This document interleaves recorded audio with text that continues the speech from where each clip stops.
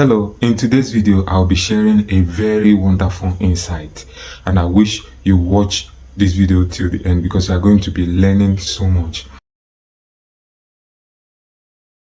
Understanding female nature through the lens of Eve. We read like this in Genesis chapter 3, it says, "Now the serpent was more subtle than any beast of the field which the Lord God had made." Genesis chapter 3 started showing us a type of being called the serpent that was subtle and crafty more than any other creature that the Lord had made. Craftiness is the ability to be smart, the ability to be elusive. That means that creature has the ability to be elusive and to be like a trickster. That is the first point I got from this notion of serpent. The serpent came to Eve in the garden as a man. Remember, the Lord had made so many other creatures. Had made Adam himself, that was the male counterpart of Eve. He didn't say that Adam was more subtle, was the most subtle thing. He only said that he made Adam in the image of God. And there are characteristics that you have to be subtle. You must have enough knowledge. You must have long-term knowledge. You must have enough knowledge for you to be able to apply. So the second thing that I came while I was contemplating on it was, as a subtle person, you must have this witty wisdom, the kind of wisdom that enables you to recombine your knowledge and perform some kind of tricks and wonders. So this creature of a serpent came to the woman. He said unto the woman, "Yeah, had God said, you shall not eat of every tree of the garden?" Now, this serpent began asking Eve a simple question of a particular thing, that instruction that God gave them, which means the serpent was aware of the instruction. The serpent was there, or was aware of the instruction that God has told the two people in the garden not to eat. And the woman said unto the serpent, this is the woman nature now, just pay close attention. Now said, "We may eat of the fruit of the trees of the garden." That means Eve was fully aware. He said, "We may eat of all the trees in the garden, but of the fruit of the tree which is in the midst of the garden, God has said, you shall not eat of it, neither shall you touch it, lest ye die." That means, number one, Eve was aware of the instruction. Eve was also aware of the consequences of the instruction. So there was a revelation. God somehow was able to reveal to Adam and Eve the meaning of death. That was why they did not want to break that region of the garden. Let's continue. "And the serpent said unto the woman, you shall not surely die." So the serpent was able to cancel out that consequences that God has put forth. So God put up a consequence of, because every rule that you break has consequences, or has something that you will be used to be penalized. So it was that serpent that broke up and removed that kind of consequences and told Eve that you know that consequences is nothing. It doesn't work. So for God don't know that in the days you eat thereof, then your eyes shall open, and you shall be as gods, knowing good and evil. One thing about lie is that there is an element of truth to it. There is an element of truth. Now look at what the trickster did.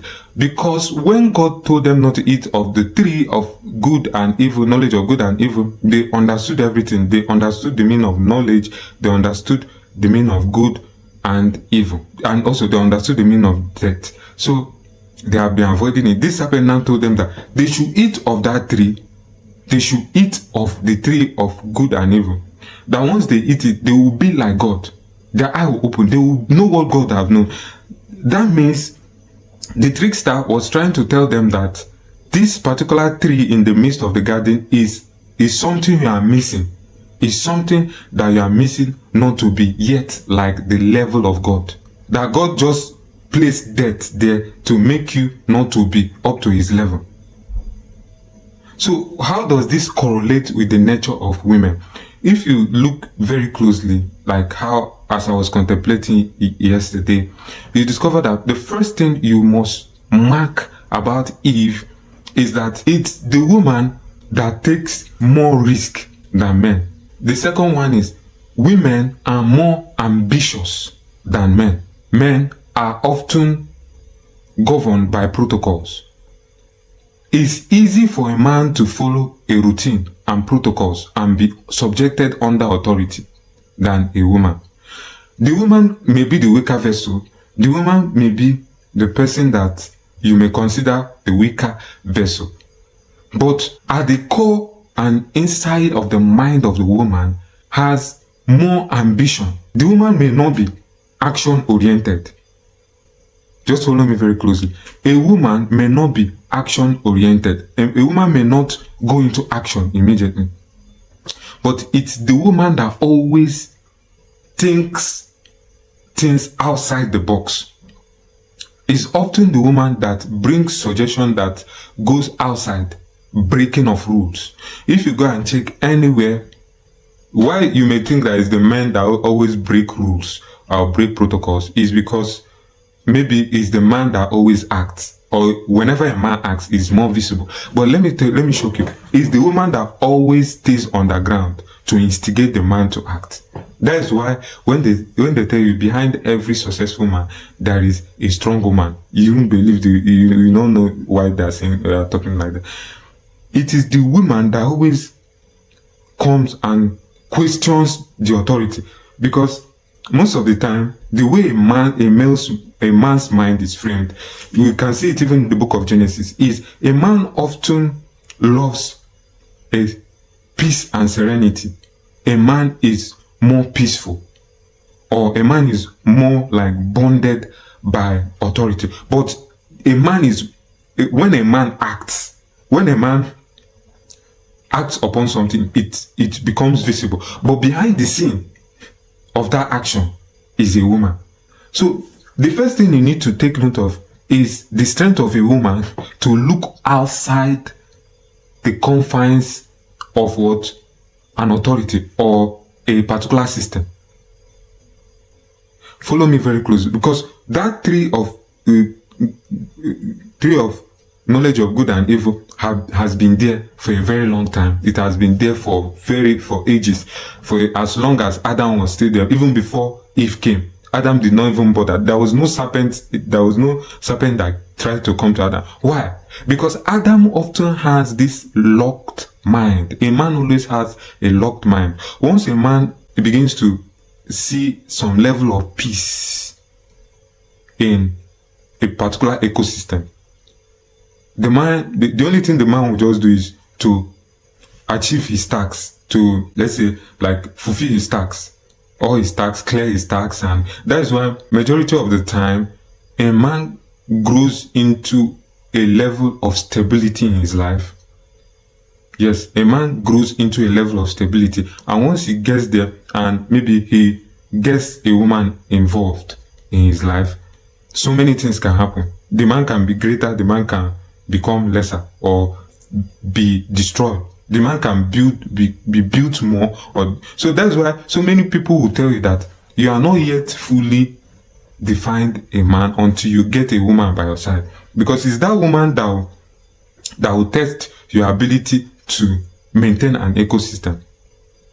Oftentimes women want to go out of the system.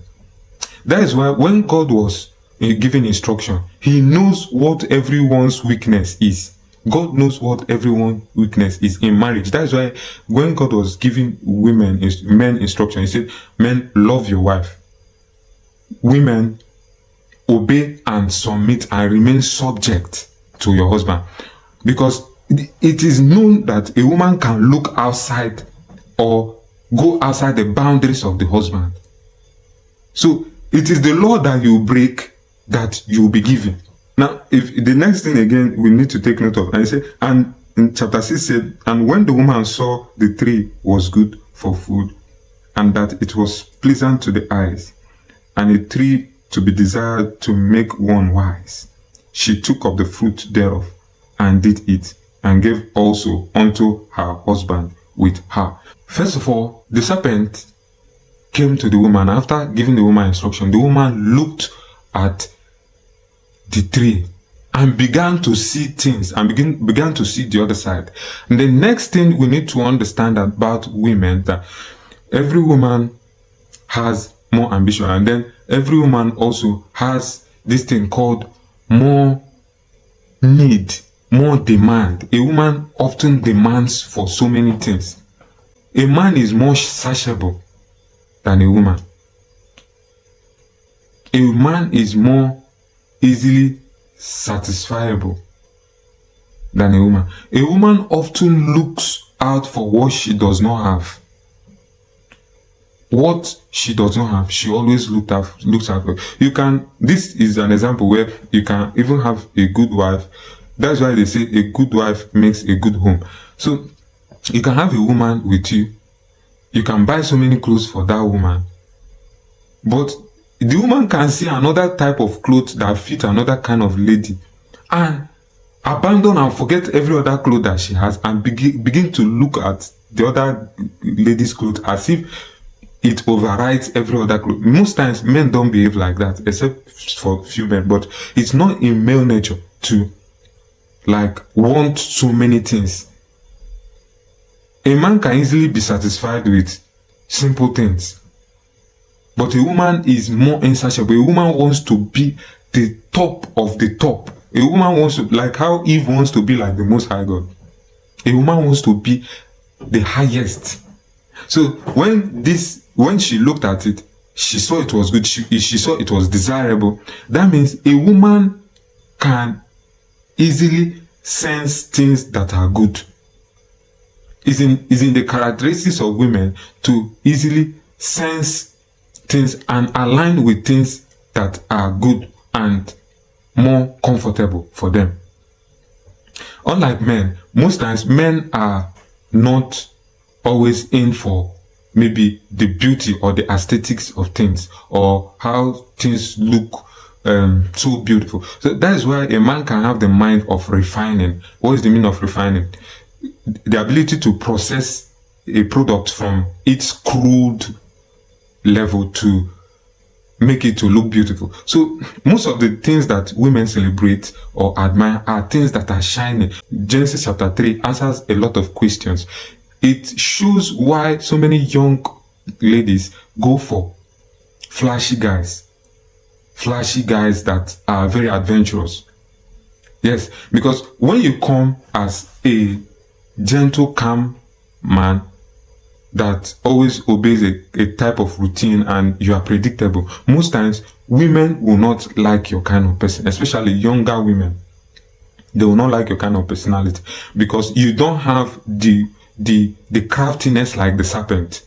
You don't have what it takes to be crafty. You don't have what it takes to show her what she has not seen before. If you're a man that is always predictable, that doesn't have craftiness, women may not like you very well. So for you to be a man that ladies come around, you must be this kind of guy that acts like the serpent. You must be this kind of guy that has adventure or that has something that you want to show her that she has not seen before, that has something to do with aesthetics and bliss and new wonderful experience. With this in mind, we have seen how this kind of mindset in most ladies led to the downfall of men. Now, what will you do with this information as a young lady? The Bible made us to understand that there are many passages that spoke about good women. Every time you hear anything good women, you should spot the characters of women that led them into danger. I know you may have the urge to be able to view outside the system, but most times don't use it for your own selfish interest. Use it for the greater good. Use your power for the greater good. And also think within the laws of God. Bring yourself subject within the laws of God, because you can be a girl. Every woman has 4 stages. The first stage is to be a girl. From a girl, you mature to become a woman. From a woman, you mature to be a wife. From a wife, you mature to be a mother. Now, so many women are not yet up to a woman, so many women are still girls.